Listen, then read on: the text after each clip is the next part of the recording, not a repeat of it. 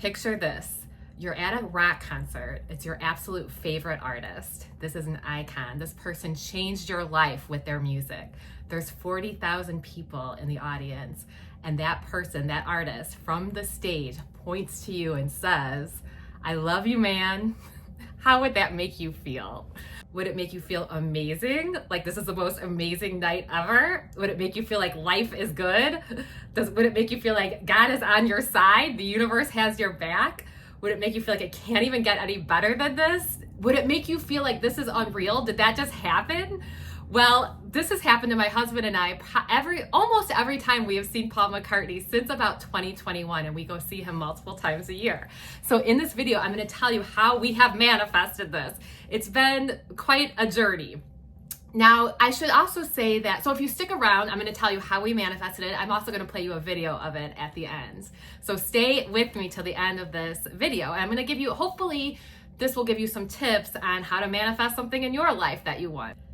I should also say this is a hard video for me to make. I don't know why. I don't want to make it. I feel like it's very personal. It's something that I've really kept to myself. I've shared that it's happened on like social media, like Facebook with my friends or Instagram, but I haven't really shared the manifestation stuff behind it for lots of reasons. So I'm ready to share it now, and I don't know if I'm ready to share it, but I'm sharing it. And I feel like this is the best place to do it. I feel like this community is kind. I feel like this community would be able to learn something from it, maybe take something that I did. I made some notes of things that I did that I think worked. And, we all manifest different things, so we all can learn from each other, right? So these are some of the things that I did that I think worked with this manifestation. And sometimes I hesitate about manifestation because I really feel that we all have to do it our own way. I was just talking to a client about this, and we were like, what is it? Because some people say do it this way, some people say do it this way. What is it that actually makes it work? Well, it's you. You are the one who makes the manifestation work. It comes from you.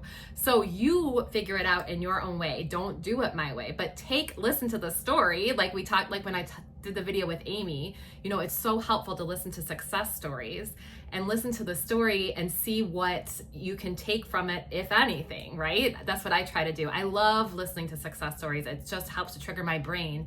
This is possible. It happened to them. It can happen to me. I think Amy said that. It happened to her. It can happen to me. It happened to them. It can happen to me. Okay. So, and if this happened to me, this can happen to you. Okay. I am somebody who used to hate going to rock concerts. I'm probably getting ahead of myself here. I am somebody who had horrible social anxiety. Horrible social anxiety, was pretty miserable at rock concerts. Rock concerts, do I sound like I'm like 70 years old? Rock concerts. Those youngins going to those rock concerts, so loud. Anyway, so I used to get so nervous, like I couldn't dance, I couldn't have fun, I couldn't laugh. I was like shut down at a show, okay? So I had extreme fear and anxiety around a lot of social things, but especially going to a concert with like 40,000 people, okay? So I cannot emphasize it enough that if I can do it, you can do it. It might not be saying I love you, man. It might be saying something else that you want to happen in your life. But if you want to know that good things can happen for you, if I can do this, so can you, because I was not in that state. Something happened to me I think it was 2015 when this happened. My husband, well, first of all, I think my manifestation journey started when I met my husband. Okay, I think he was my big first manifestation, and it all came from him. I wasn't expecting to talk about this, but let's just go with this. So this is because I need to give you some background to understand why this is so important to me. Why you can do it too, because of where I came from. But anyway, so my first, I think, big manifestation was meeting my husband. It changed my life. My life turned around after that. And I found something that I had written. This was after I'd been married a couple of years. I found something that I had written about the man that I wanted to manifest and the man that I wanted to marry. And I forgot, it was one of those stories that I forgot that I wrote it down. I found it a couple of years later, and it was like describing my husband to a T. It was really wild. Okay, some of the things I was listening to, I took a conscious manifestation class with Eckhart Tolle and his wife, and it was so funny because she said that she did something similar when she manifested Eckhart as a husband. And she said that there were some things that she didn't specify that she wishes she would have. I feel like that happened to me too. Like there were certain things that I didn't specify, but believe me, they were not deal breakers because the things that I specified came true. But she also says don't get too specific in your specification. So anyway, it all started with my husband. And when I met him, he took me to see Paul McCartney. And the first time I went and saw him, it was just seeing a Beatle, it was just amazing. And I was able to have fun. I never was able to have fun at shows. I don't know, my life switched. I was able to see things differently. And a lot of this came from going to see Paul McCartney and like making friends and doing this and making like life not about work. I guess that was the shift where my life suddenly wasn't about work anymore. I learned how to have fun and I learned how to manifest. So back in 2015, I think this was after we had been to, honestly, not too many shows, we got called on stage with Paul to, we had a sign, we brought signs to the show. A lot of people bring signs that said, my husband needs a hug. My sign said, my husband needs a hug. And my husband's sign said, my wife needs a hug. And Paul McCartney called us on stage and gave us a hug. And our picture was on his Twitter page that night. It was on, like, my husband's, my stepson knew that we were going to see the concert that night. And he looked on Twitter and here we are on stage with Paul. Like, he found out before anyone because he saw the Twitter picture. It was very life-changing because when that happened, when we were chosen to go on stage and like our picture was all over social media with Paul McCartney, when that happened, it was very life-changing. Like, I didn't know good things could happen to me. It was like a big thing that happened that was like, it was very shocking. It was almost like a different world that I was suddenly in. Okay, so that happened, very life-changing. We continued to go to concerts and we just learned the power of manifestation. My husband knows it on, I would say almost on a surface level that he can talk about it, but he knows it on a deep level, like internally. And I think he always has. I think owning your own business, that it's like he automatically knew how to think of money and things like that, things that I didn't know, like I had to be taught. A lot of this stuff I have to be taught, and it seems like he kind of does it naturally, even though he doesn't know it. So that happened, we got on stage and then just things kept happening. We learned how to manifest like in our lives, and it was just magical. This is when I started life coaching.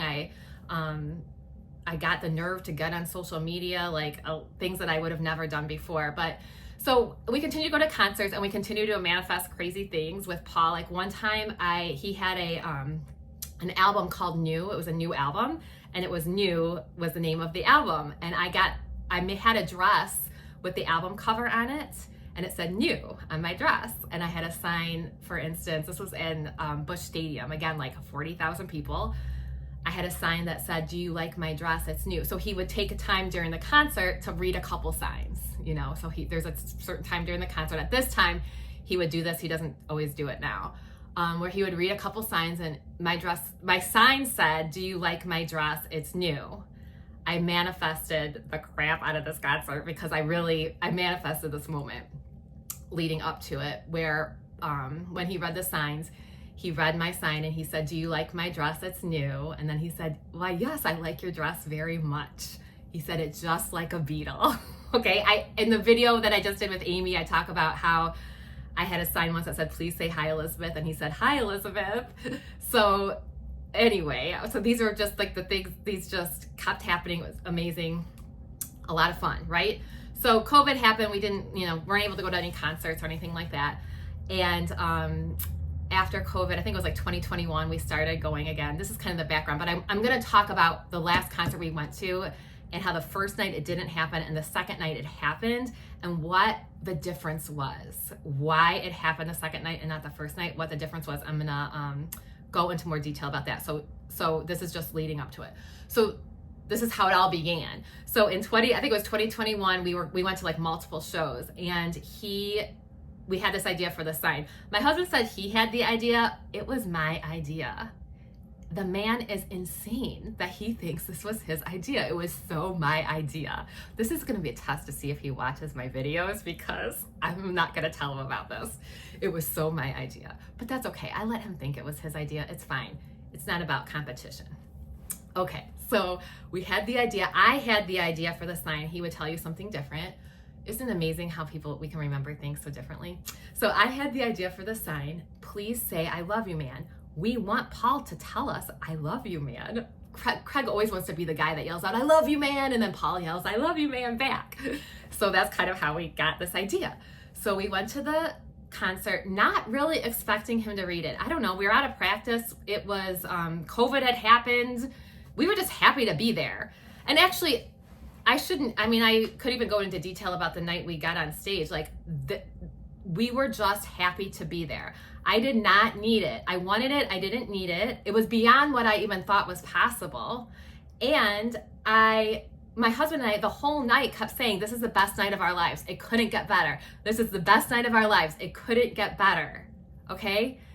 We kept saying it. We didn't need it. We wanted it, but we would have gone home before it happened and still said that was the best night of our lives, because that's just what we were doing that night. Okay? So 2021, we go to this concert. We have this sign. We don't really expect him to read it. We're kind of out of practice. And we're like far back. We're not even close. And the time comes where he reads the signs and he says, please say, I love you, man. I love you, man. He reads the sign. Okay. He liked it. We went, I think, to 4 more shows. Maybe it was 3 shows that year, 4 total, like in a row. He read it every time. Every time. It was like, it kept going. It was so much fun because think about it. I love you, man. It's like sending love out into the universe.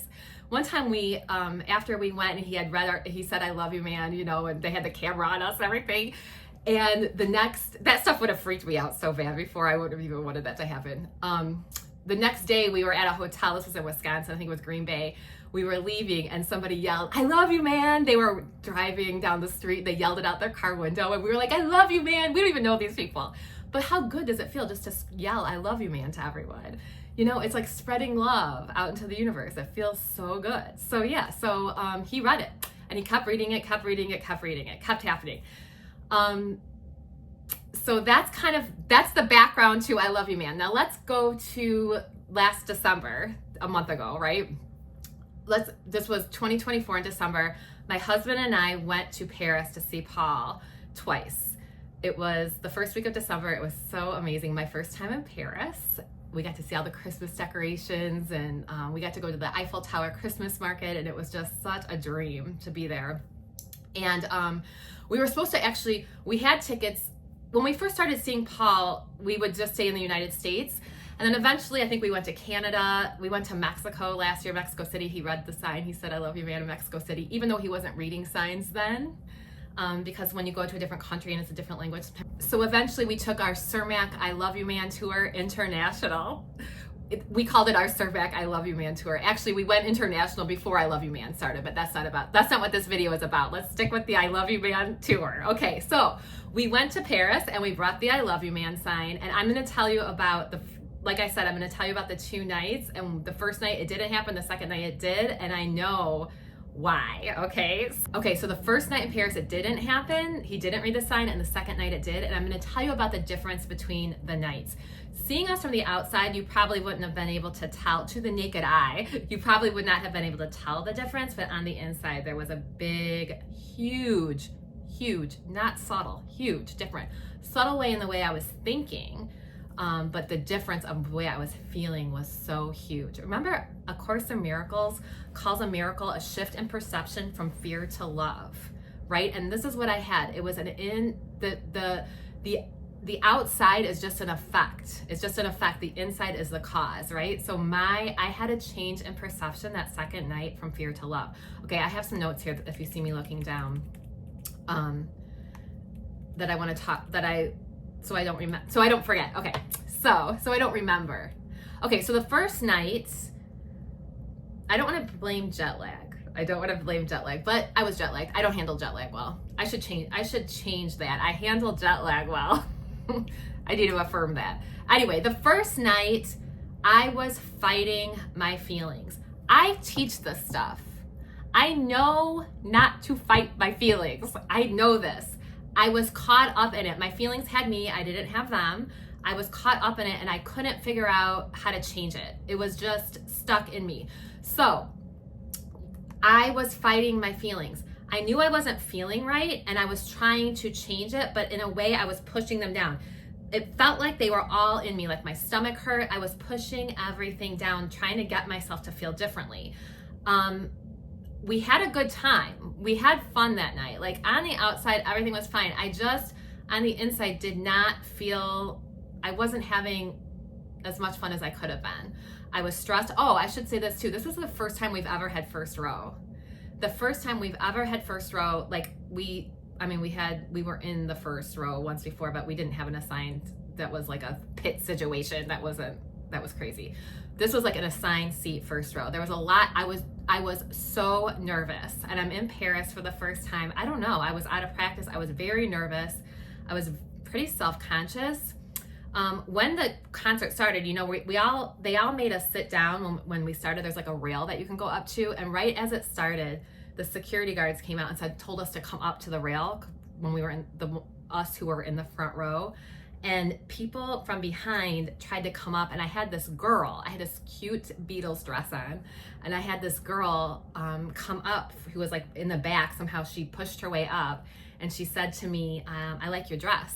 And I said, thank you. And she said, can you turn around so I can see it? And I went to turn around, and she went to smush in. So I'm telling you, these people are very, like, it's almost like fight for your life situation, as it felt like. I was like, this sucks. You know, I was afraid to move. I had a great time still. It sounds like I didn't, but I'm just focusing and telling the story about where I was mentally. And honestly, the outside is just an effect of the inside. So whatever was going on with me mentally, I was seeing it, okay? Like I said, it was still a great time. Being in front row, I'm not going to complain. We had a good time. But that was the first night. And so I came home. So Craig and I got home. We got back to our hotel that night. And I didn't even care about him reading the sign at this point. That's what's so interesting to me too, is like when I'm not feeling well, I don't even want to try with manifestation. I'm not even like, I didn't even care, you know? So I got home and I said to Craig, I said, I have to say something out loud. And I know it's really silly. Like, you're going to think this is ridiculous that I'm thinking this, but I had to say it. The thought went through my head, nobody likes me. So I'm at a concert with 40,000 people. You know, there's a lot of energy to absorb that's around you. There's a lot of thoughts floating around. Why would I think nobody likes me? I had nothing outwardly to prove that or to show that that was true.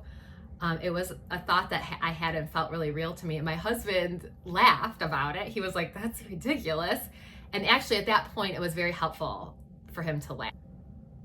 So I was open for a shift in perception, right? I asked my husband, I told him that I needed to say this out loud, what I'm thinking, because I think it's ridiculous. I think I phrased it like that. I wouldn't suggest for any like husbands watching that you tell your wife that what she's thinking is ridiculous. The timing has to be right with that. There has to be an opening for somebody to hear that, right? So I was open because I knew it was silly, like something was up, right? I had really wonky energy. Again, it was still a fine time. We still had good memories and the concert was fine, but it wasn't the extent of what the second night was. So let's talk about the second night. Okay. I'll just talk about the second night and how it went, and then I'll look at my notes to see if I forgot anything. So the second night, I had a totally different attitude. I did not get caught up in any circumstances that made it look like this night was gonna suck. I didn't get caught up in anybody's rudeness. I decided I don't really go through a big manifesting process for this anymore. I just assume the universe knows what I want, and because it just keeps happening. So I don't, it's not like I went through a big manifestation process for this or anything, but I just assumed things were good. I just assumed life was good. Of course it's good. I'm at a concert. I'm at a Paul McCartney concert in Paris. Like, why would I be in a weird mood? Why would I interpret anything? I don't know. Sometimes people say things and, you know, that you interpret them kind of weird. So no, none of that. I didn't worry about, even if it looked like things were going to suck or it looked like he wasn't going to read it or whatever. I didn't let that, I just kind of knew I wasn't caught up in the circumstances, but I also kind of knew he was going to read it. Okay, so there was just this like fine line there. So I didn't get caught up in any circumstances. I had the best time of my life, honestly. We were in the front row again that night on the other side. I was vigilant. I was vigilant to how I was feeling. I was very aware. And I remember sitting like before the concert, like when we walked into the concert, I dropped my phone in the toilet. You know, it wasn't like the perfect night of my life where it's like, I could have used that like, oh, this night's gonna be bad now. I laughed about it like it was a story to tell. I didn't get caught up in anything that was happening that was negative. And I remember sitting down like before the concert, just sitting in my seat thinking, like crying, you know, not outwardly, but inwardly, feeling like I'm gonna cry, just thinking, what? I can't believe I'm here. Like, this is amazing. And like, I just had this feeling, instead of pushing my feelings down, like I did that first night, pushing the bad feelings down, the negative thoughts, the negative feelings, I gave them to God. I don't know how else to describe it. I gave them to God.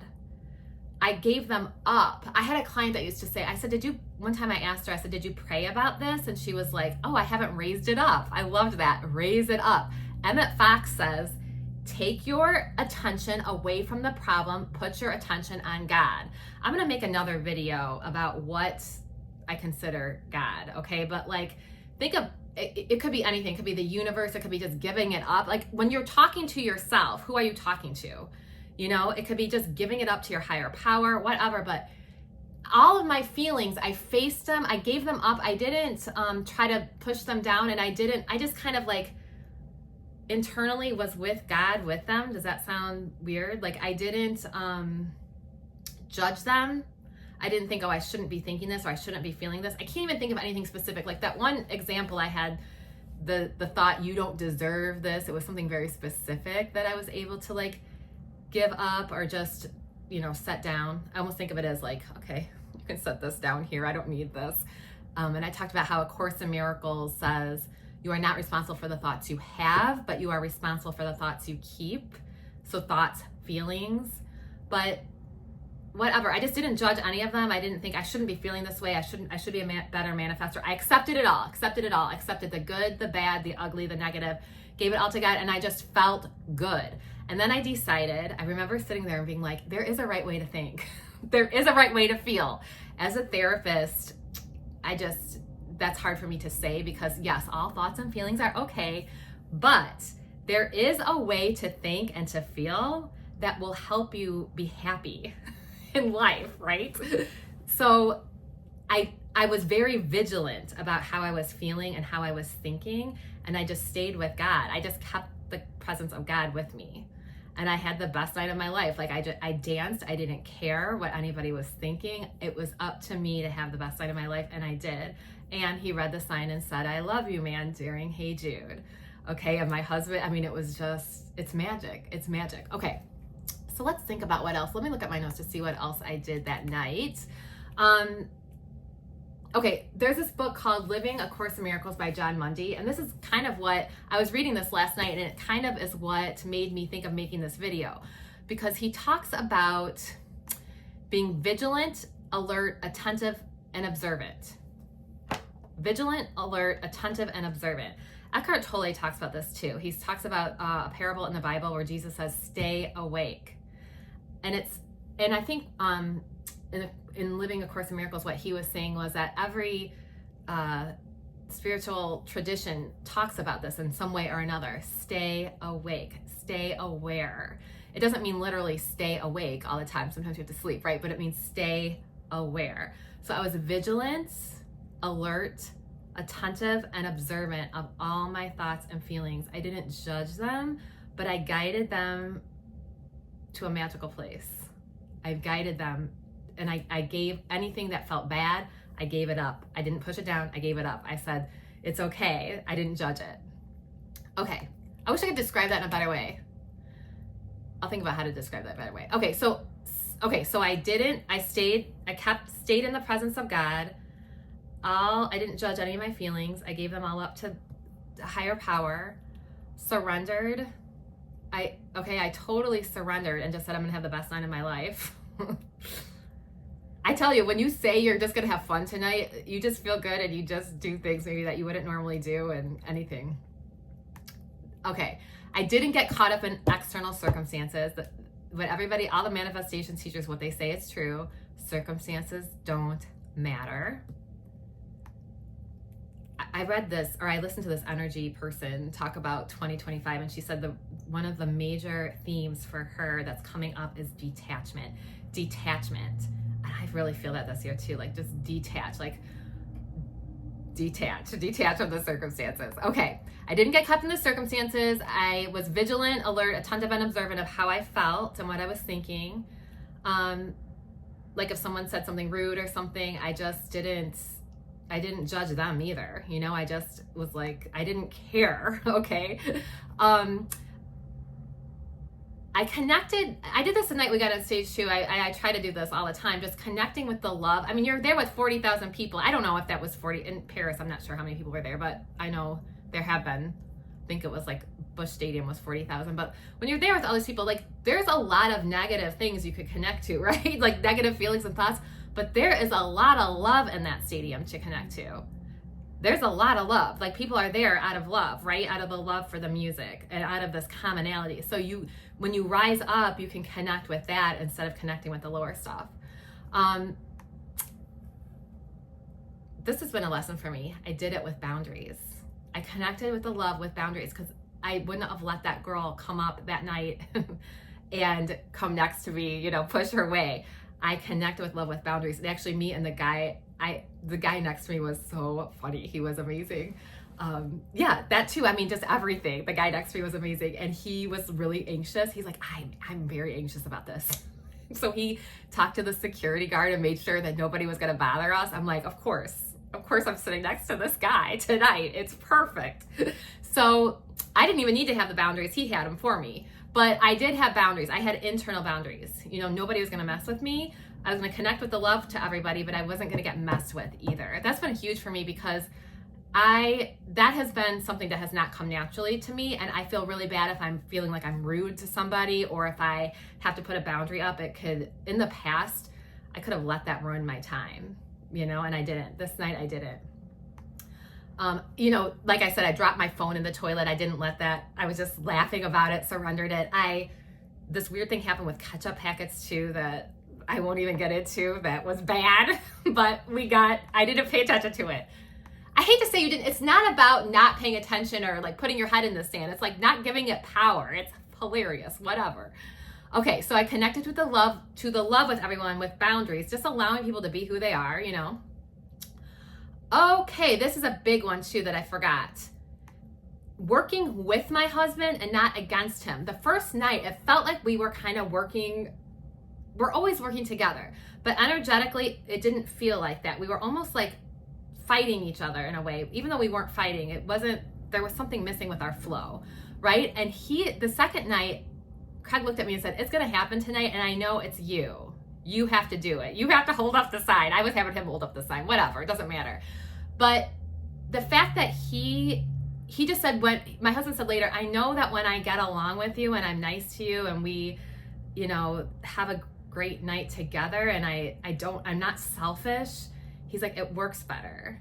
And I don't know how else to describe that. It's not that anybody's being outwardly selfish. It's more of like an inward feeling, but the first night, when the first time Paul read that sign that said, "I love you, man," I was manifesting for my husband. We are amazing manifestors. So if you can you don't have to manifest with somebody, but if you can, like our power together, it magnifies each other. So even if somebody's not really involved in manifestation, but you think of this person or I knew it would make him so happy.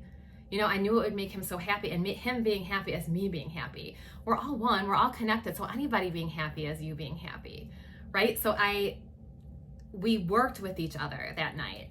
The other thing, and I didn't mention this, is this is why I didn't even want to make this video. I don't really tell anyone. I really keep it to myself about any of this. I tell anybody who's maybe open to it or who's supportive, like my husband. But otherwise I really keep it to myself. Okay, and then finally, I think it's just not needing it. Just having the best time of my life no matter what. Like Amy says, I need it, or I need it.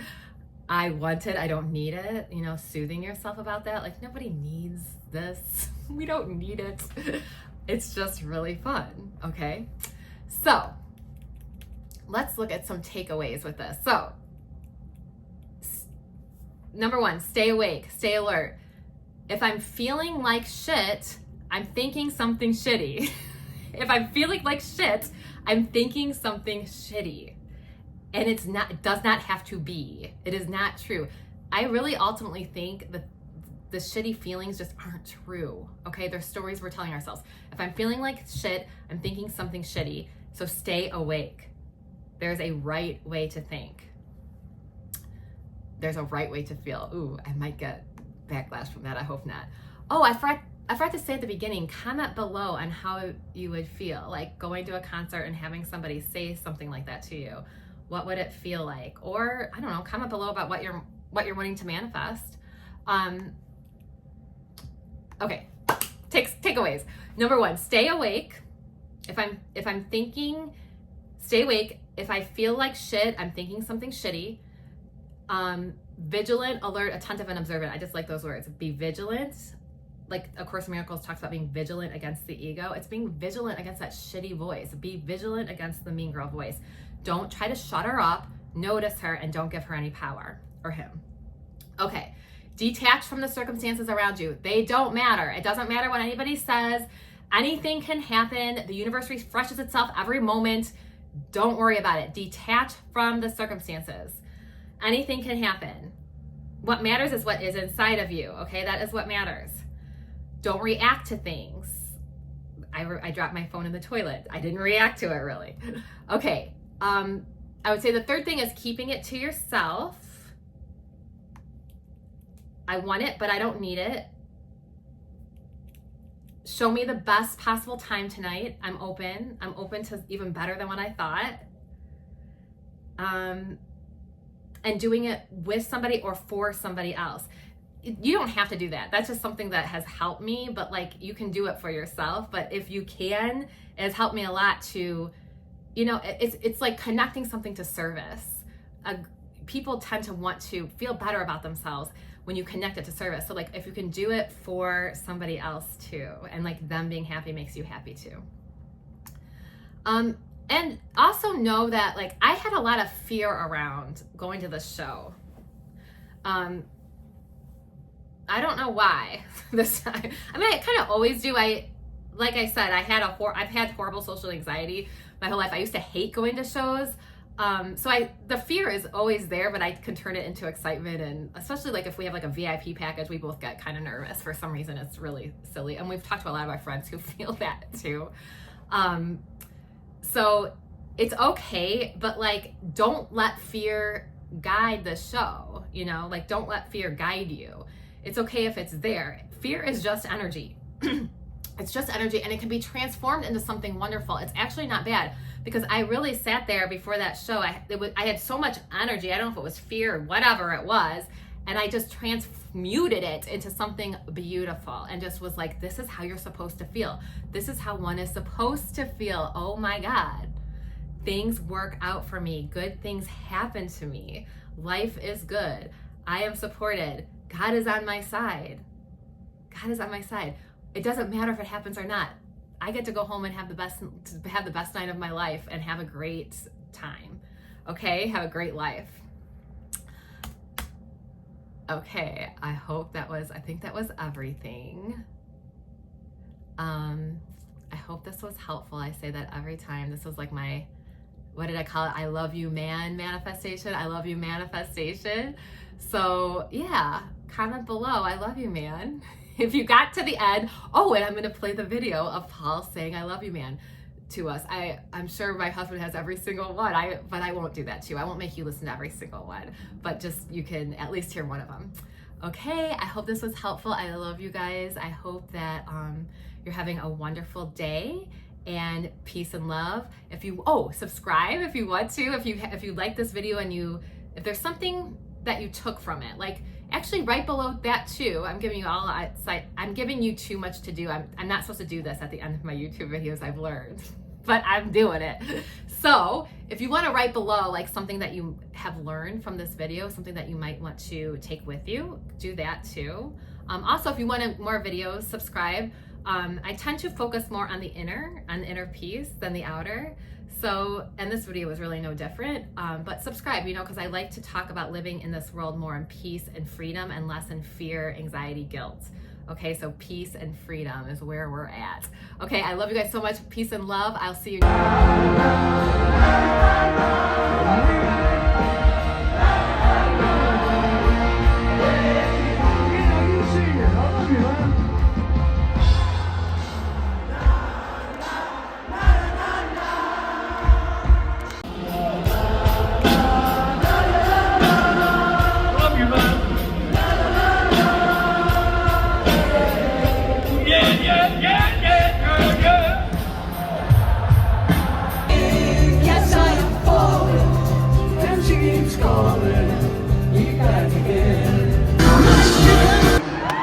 And the thing is, what happens is you're singing, you're trying to remember your chords and your words and you're trying to sing it right, and your mind says, don't look at the signs. Right? But then there's another bit of your mind says, look at them, it doesn't matter. So you do. Do you like my dress? It's new. Yes, I do like your dress. It's very nice dress. Thank you.